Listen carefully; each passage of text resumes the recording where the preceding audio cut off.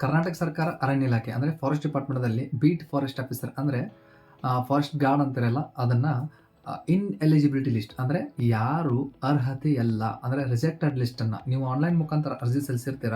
ಆ ಆನ್ಲೈನ್ ಮುಖಾಂತರ ಅರ್ಜಿ ಸಲ್ಲಿಸಿದ ಮೇಲೆ ಅವರು ಸೆಲೆಕ್ಷನ್ ಮಾಡಿರ್ತಾರೆ. ಆ ಸೆಲೆಕ್ಷನ್ದಲ್ಲಿ ಬಿಟ್ಟು ಯಾರು ಸೆಲೆಕ್ಷನ್ ಆಗಿಲ್ಲ ರಿಜೆಕ್ಟೆಡ್ ಲಿಸ್ಟನ್ನು ತನ್ನ ಆಫೀಸಿಯಲ್ ವೆಬ್ಸೈಟ್ದಲ್ಲಿ ಅವರು ಆ ಸೆಲೆಕ್ಷನ್ ಇಲ್ಲದಂತಹ ಕ್ಯಾಂಡಿಡೇಟ್ಗಳನ್ನು ಲಿಸ್ಟನ್ನು ಬಿಟ್ಟಿದ್ದಾರೆ. ಅದನ್ನು ನೀವು ನೋಡ್ಕೋಬಹುದು. ಸೆಲೆಕ್ಷನ್ ಲಿಸ್ಟನ್ನು ಬಿಟ್ಟಿದ ಮೇಲೆ ನಾನು ಮತ್ತೊಂದು ವಿಡಿಯೋ ಮಾಡ್ತೀನಿ, ಅದನ್ನ ಹೇಗೆ ನೀವು ಚೆಕ್ ಮಾಡ್ಕೋಬೇಕಂತಲೂ ನಾನು ಹೇಳ್ತೀನಿ. ಇವಾಗ ಸೆಲೆಕ್ಷನ್ ಇಲ್ಲದೆ ಲಿಸ್ಟು ಅಂದರೆ ಇನ್ಎಲಿಜಿಬಿಲಿಟಿ ಲಿಸ್ಟು ಅಂದರೆ ಯಾರು ಎಲಿಜಿಬಲ್ ಆಗಿಲ್ಲ ಅಂಥವ್ರ ಲಿಸ್ಟ್ ಬಿಟ್ಟಿದ್ದಾನೆ. ಅದರಲ್ಲಿ ನಿಮ್ಮ ಹೆಸರು ಏನಾದರೂ ಇದ್ದರೆ ಚೆಕ್ ಮಾಡ್ಕೊಡ್ರಿ.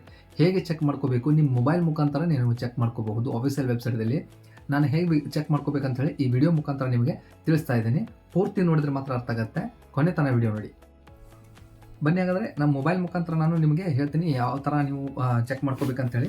ಫಸ್ಟು ನೀವು ಗೂಗಲ್ದಲ್ಲಿ ಹೋಗಿ ಆ ಗೂಗಲ್ದಲ್ಲಿ KFT.recruitment ಅಂತ ಹಾಕಿ ಆ ರಿಕ್ರೂಟ್ಮೆಂಟ್ ಹಾಕಿದ ಮೇಲೆ ನಿಮಗೆ ಅಲ್ಲಿ ಫಸ್ಟು ಆಪ್ಷನ್ ಬರುತ್ತೆ. ಏನು ಫಸ್ಟ್ ಆಪ್ಷನ್ ಅಂತ ನಾನು ಸ್ಕ್ರೀನ್ ಮೇಲೆ ತೋರಿಸ್ತಾ ಇದ್ದೀನಿ, ನೋಡ್ಕೊತಾ ಹೋಗಿ. ಅದರ ಮೇಲೆ ಕ್ಲಿಕ್ ಮಾಡಿದ ತಕ್ಷಣ ನಿಮಗೆ ಆಫೀಸಿಯಲ್ ವೆಬ್ಸೈಟನ್ನು ಓಪನ್ ಆಗುತ್ತೆ. ಆಫೀಸಿಯಲ್ ವೆಬ್ಸೈಟ್ ಓಪನ್ ಆದ ತಕ್ಷಣ ನಿಮಗೆ ಅಲ್ಲಿ ಪ್ರತಿಯೊಂದು ಸರ್ಕಲ್ದು ಲಿಸ್ಟ್ ಬಂದಿದೆ. ಅದ್ರ ಮೇಲೆ ನೀವು ಕ್ಲಿಕ್ ಮಾಡಿದ ತಕ್ಷಣ ನಿಮಗೆ ಅದು ಯಾವುದು ನಿಮಗೆ ನೀವು ಹಾಕಿದಂತಹ ಡಿಸ್ಟಿಕ್ಕು, ನೀವು ಹಾಕಿದಂತಹ ಡಿವಿಷನ್ನು ನೋಡ್ಕೋಬಹುದು.